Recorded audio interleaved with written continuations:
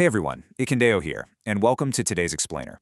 Now we're unpacking a deeply sensitive and honestly incredibly complex topic that's been absolutely dominating headlines and timelines lately. You've probably seen it. Recently, a really distressing video from a Nigerian woman surfaced online where she details alleged severe childhood abuse and long-term family rejection. Look, my goal with this explainer isn't to shock you or sensationalize her story. Instead, we want to collectively understand the broader societal impact of what happens when deeply personal trauma suddenly enters the public sphere.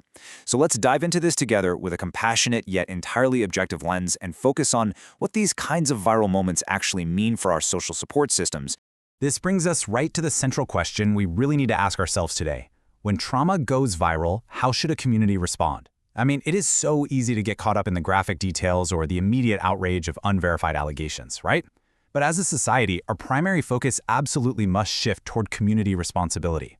We have to ask ourselves how we handle these sensitive disclosures as a collective. Do we just react, or do we actually use these moments to evaluate how we're protecting the most vulnerable among us? That's the exact framework we'll be using throughout our time together today. The viral catalyst. Okay, to understand the massive national discussion currently taking place across Nigeria and beyond, we first need to look at the origin point. A young woman bravely, yet very distressingly, shared an account of alleged abuse.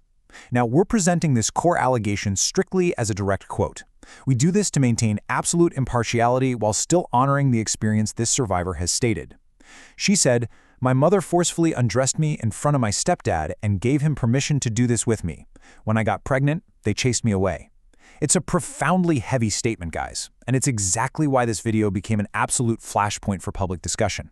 The crux of this viral testimony really involves claims of long-term family rejection and alleged severe mistreatment within her own childhood home. She emphasizes that after becoming pregnant at a very young age, she wasn't offered any support. Instead, she claims she was rejected and driven away from the very people who were supposed to protect her. These allegations highlight the devastating potential of family abuse, and honestly, the profound isolation that can follow a survivor on their long-term healing journey.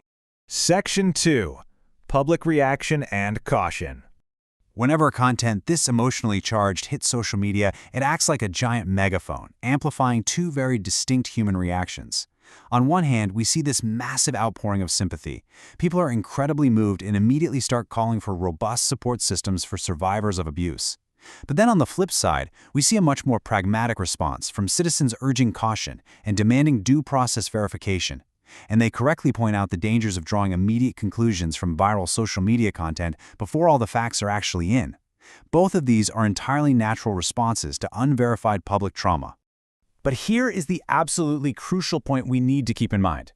At the time of this reporting, there has been zero independent verification of the claims made in that video. Furthermore, no official statements have been issued by the relevant authorities or by the individuals she mentioned. Maintaining our journalistic integrity means we just have to sit with this ambiguity for a bit. We can't play judge and jury.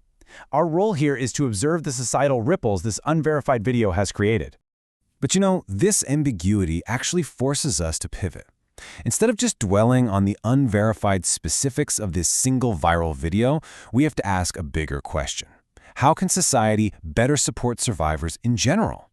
This is the very question that public advocates are demanding we answer right now. When someone cries out for help in the public square like this, it exposes the massive gaps in our systemic safety nets. Let's move on to Section 3, Advocates' Call for Action. When child protection and gender-based violence awareness groups watch a video like this, they don't just see a viral trend, They see a structural emergency. So let's define our terms from a social worker's perspective.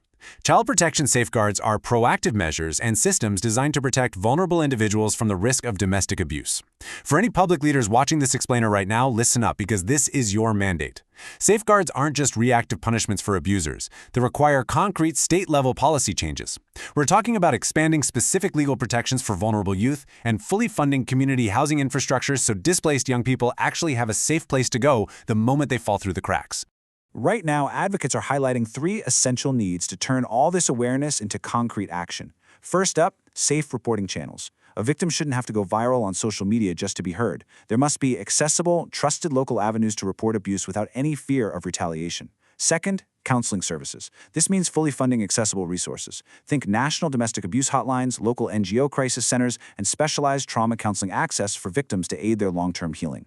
And third, stronger overall safeguards. Local governments need to adopt specific legal protections and community awareness programs that actively identify and mitigate the broader risks of family abuse before youth end up displaced. Section 4. Essential social support systems. Stepping back to look at the macro-level impact here, this video continues to circulate widely, and it's acting as a really powerful catalyst. It has sparked renewed national discussions on family violence and the critical lack of mental health support in Nigeria. People are finally waking up to the reality that trauma-informed support is not just some luxury, it is a fundamental necessity for community health. This viral moment is literally forcing a light into the dark corners of family dynamics that are way too often kept a secret.